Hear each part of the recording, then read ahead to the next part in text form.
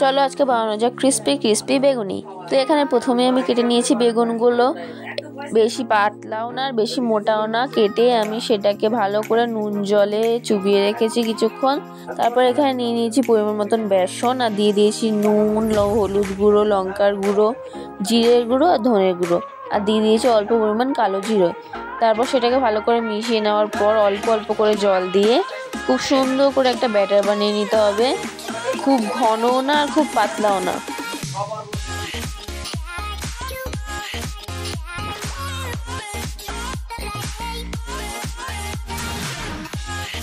তো দেখো আমার ব্যাটারটা মোটামুটি এরকম একটা থিকনেসের ব্যাটার তোমাদেরকে বানাতে হবে। আর তারপর তার মধ্যে দিয়ে দিতে হবে 1 চিমটে বেকিং সোডা। তো সোডাটা দেওয়ার পর আবার কিছুক্ষণ ভালো করে মিশিয়ে নেওয়ার পর কড়ায় দিয়ে দিতে হবে তেল। আর তারপর সেটা কিছুক্ষণ গরম হয়ে যাওয়ার পর তারপর এক একটা করে বেগুন বেসনের এর মধ্যে চুবিয়ে আর কড়ায় গরম গরম তেলে ছেড়ে দিতে হবে।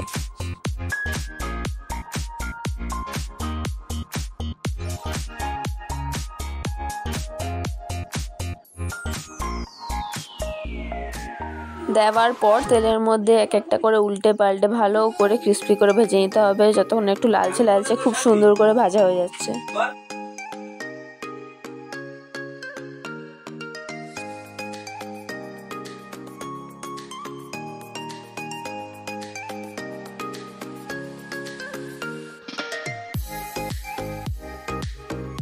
তো দেখো এখানে আমার ভাজা হয়ে গেছে খুব সুন্দর করে। এবার এটাকে আমি নামিয়ে নিচ্ছি।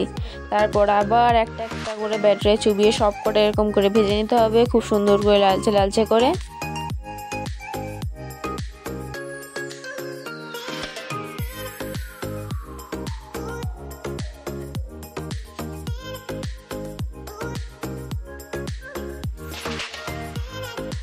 তো দেখো এখানে রেডি হয়ে গেছে আমার বেগুনি। আমি সব কটা খুব সুন্দর করে ভেজে নিয়েছি।